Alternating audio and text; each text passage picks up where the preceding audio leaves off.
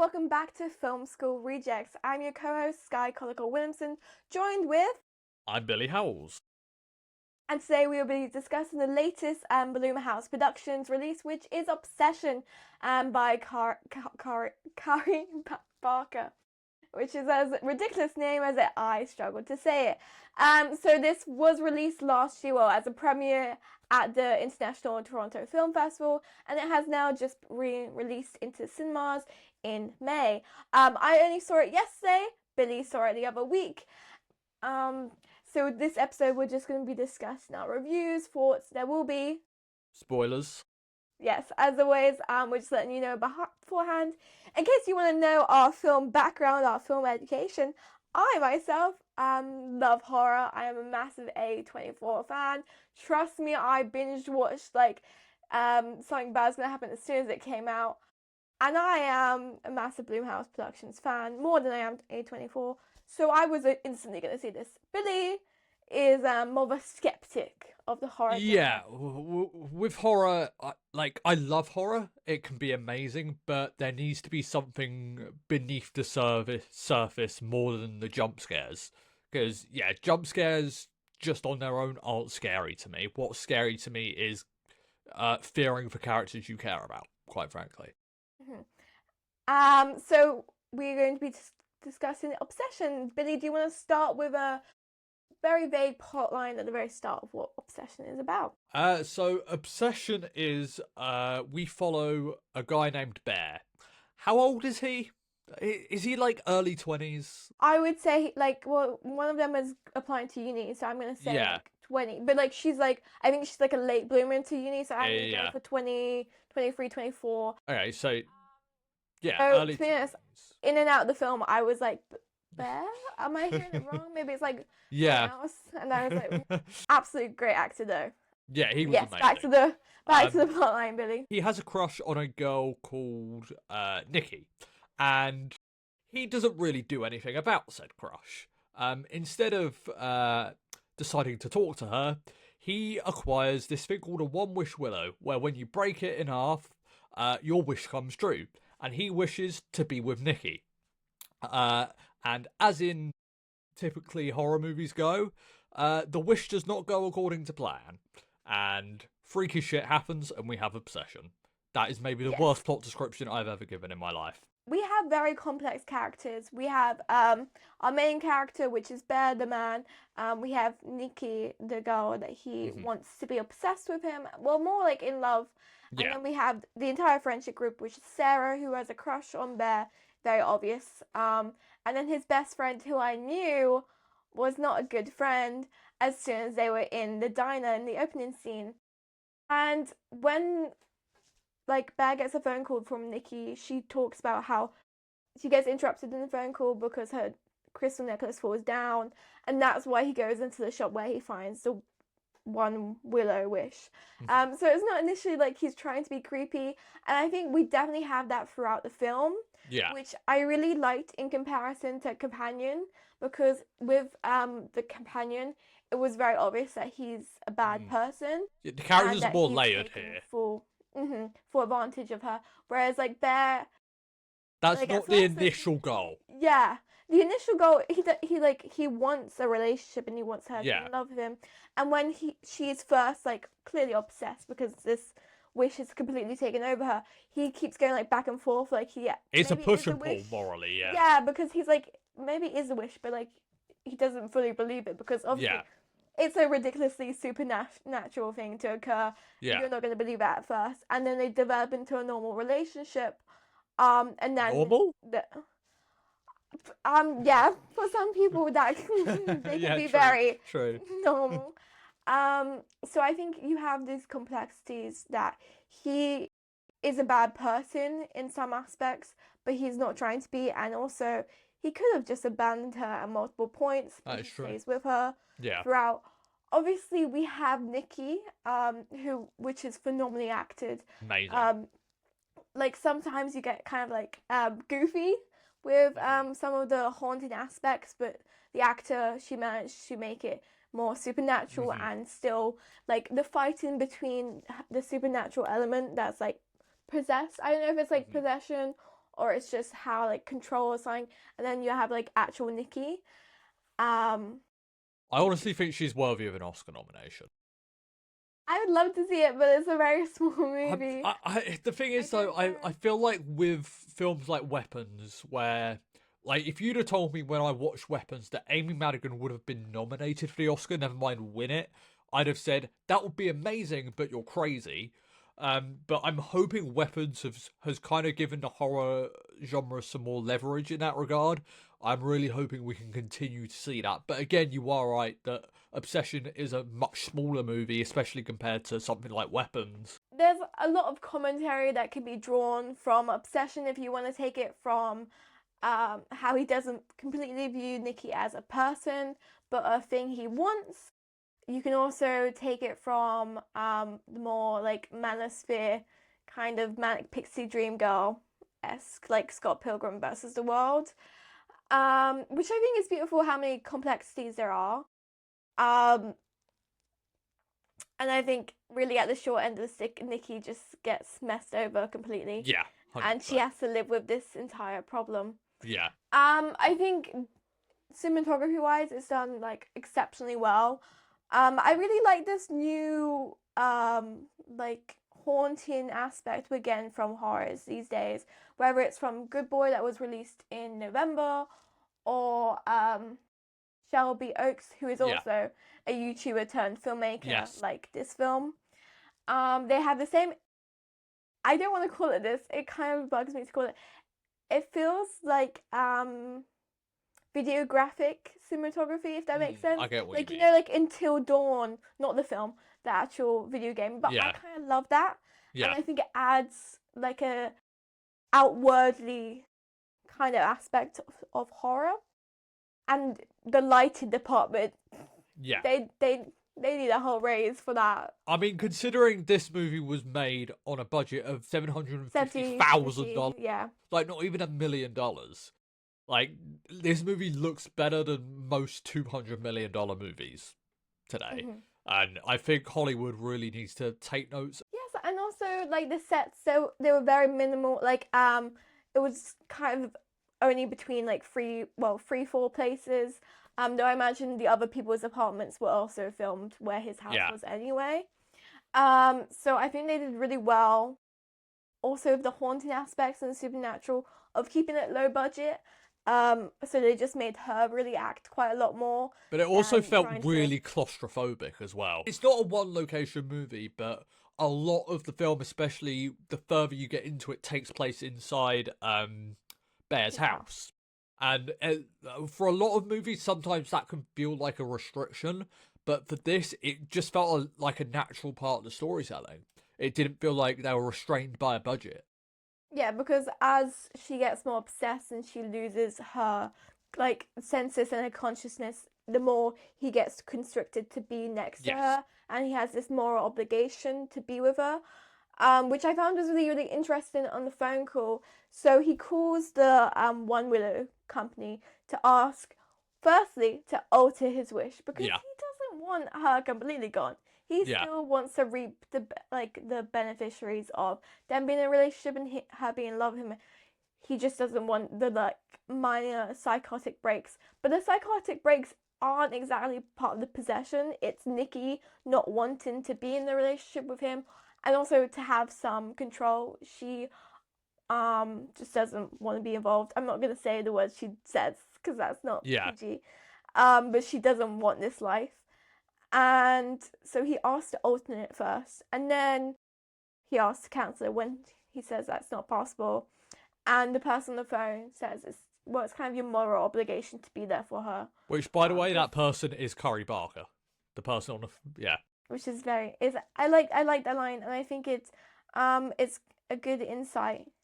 Yeah. Especially when Nikki says to Bear, like, you wanted this or something like that. I think the film does a really good job setting up the characters because, as the film goes on, it gets progressively more crazy. But I think for this premise to work, you don't necessarily need to relate to Bear, because there are a lot of people online who are just like, Bear is the worst person in any movie ever.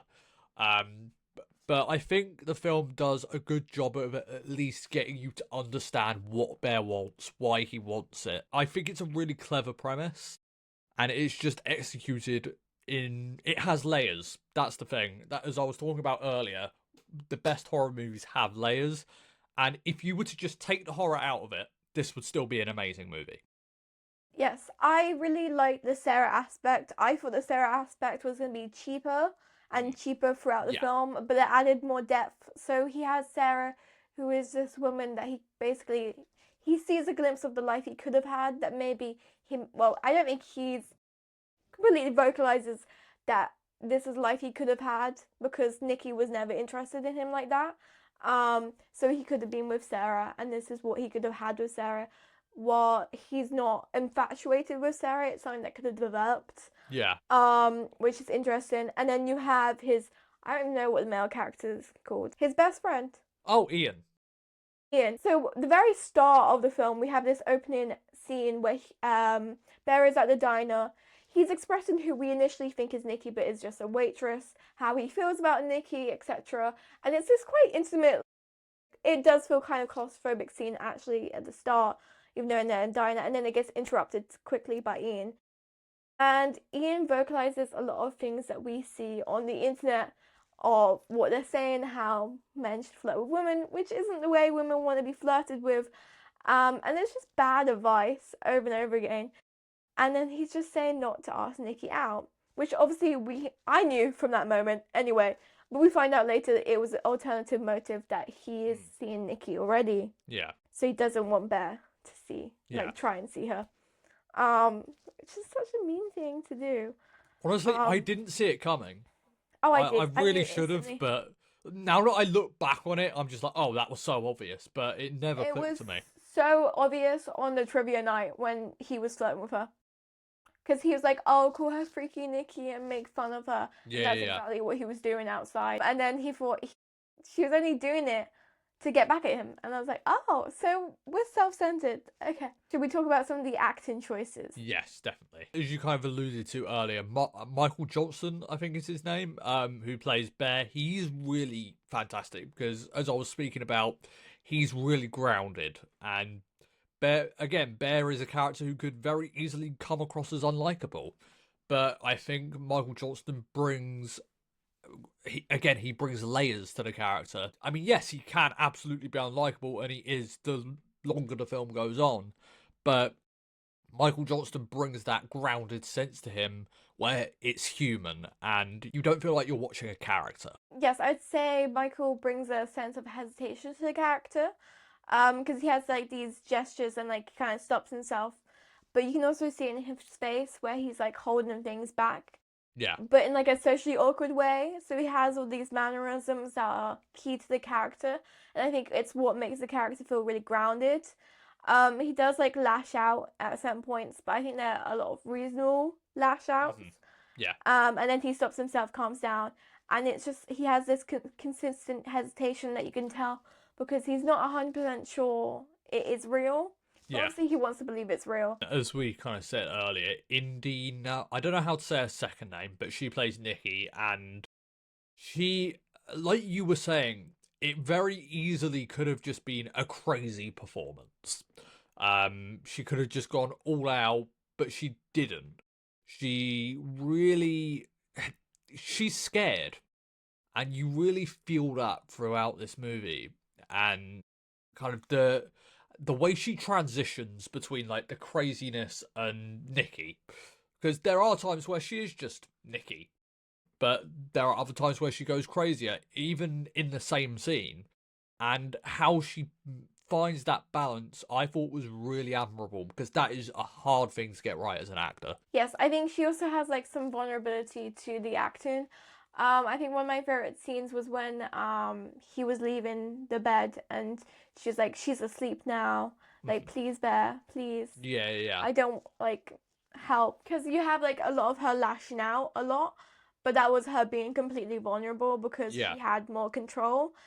And I think I didn't like her at the beginning because I was like, great. No, because this is gonna sound so mean. She's like, and I have no problem with these people. She's very like TikTok-y in like a way, but like her character in the Yeah. aesthetics. But I did like her as the movie went on. Yeah. I really liked the actor, so I think it was perfectly cast, to be honest, because um she definitely embodied that character. And as soon as she came back to the car after he made a wish, and she just like snapped Yeah. differently, she freaked me out. Like how this 5 foot girl freaked me out so much. One massive credit to lighting department, because I felt like she was like doing like a weird smile when she was like in the darkness. The lighting was really like perfect. My favorite lighting scene was when she came back after the first night where she was obsessed and she was apologizing, and Yeah. she's like, "I do like you," and she's like in complete darkness, Yeah. and he's in complete light. Yeah. Yeah. But you can only see like a little twinkle in her eye, but that really creeped me out. I love when we have like lighting that also has a sense of color in it.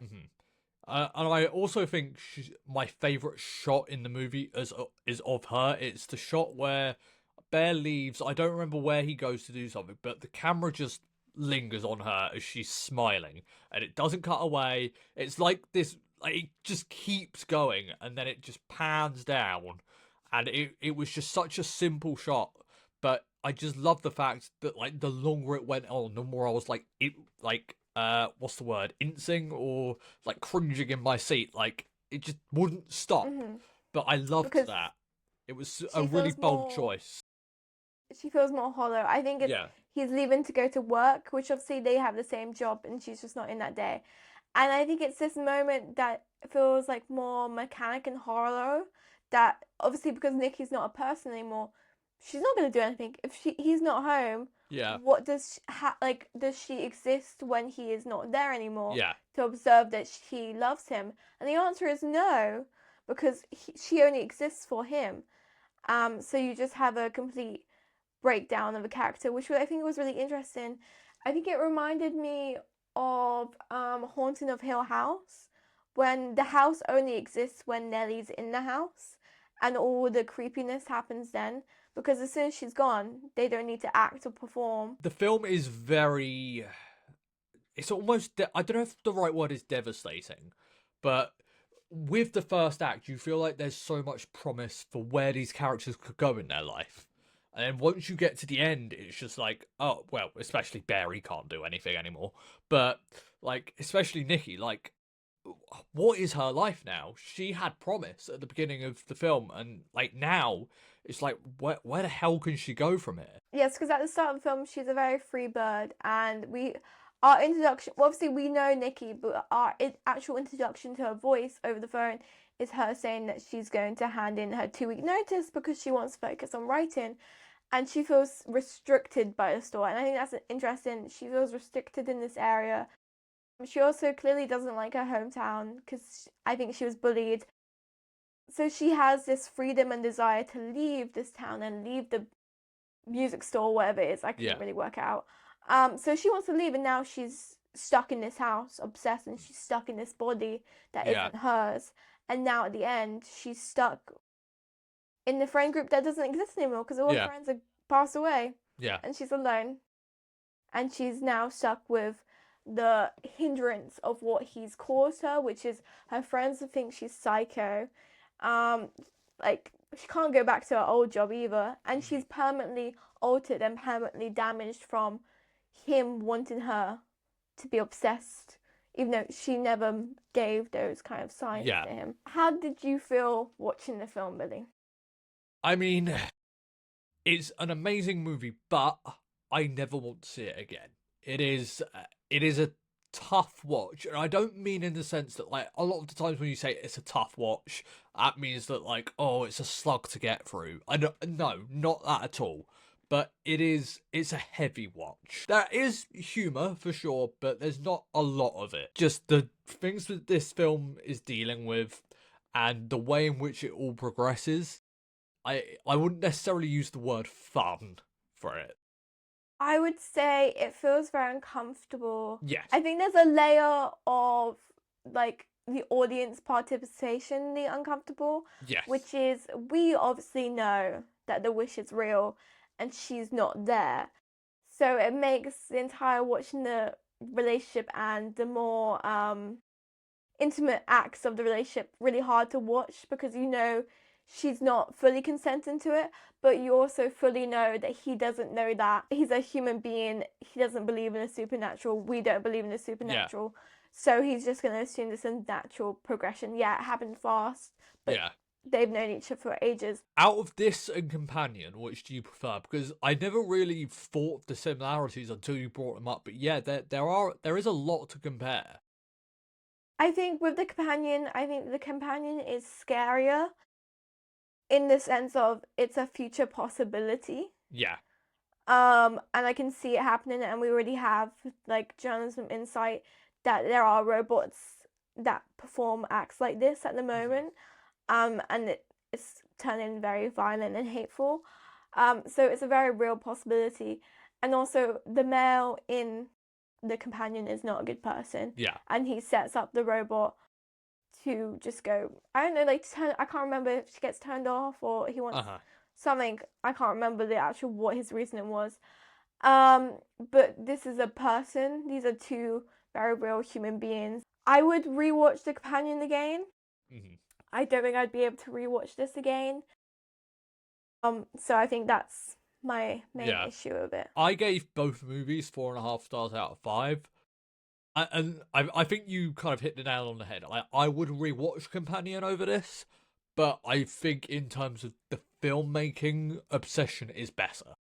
Yes, and I think it also has I would like to say it's a new horror class. It feels like what I'd call like parasocial horror, which is it takes the level of the audience to have some meaning to the film to make. I mean, would you class this as kind of put this in the elevated horror category?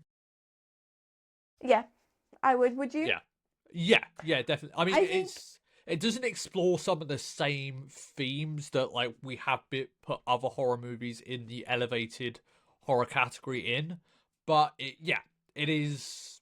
I think it'd be very difficult to narrow it down to a supernatural horror since in very limited terms, she's not like flying, there's no rituals. Yes, it's a wish, but there's no other like supernatural elements to it. She's not like crawling the walls or like she has this kind of thing where she speeds like a little bit, which is kind of creepy. But on like a normal level that I guess it's possible if you're like battling back and forth with a person in your brain. So I think I'd find it really difficult to put in supernatural horror. I think it's a really interesting film. I really do hope we have more like this, and I think it should also say that we should give some like you can make a budget. You can make a film under 1 million budget, and it can be produced really well. Thank you all for watching / listening. I've been Billy Howells. I've been Skye Williamson. And goodbye.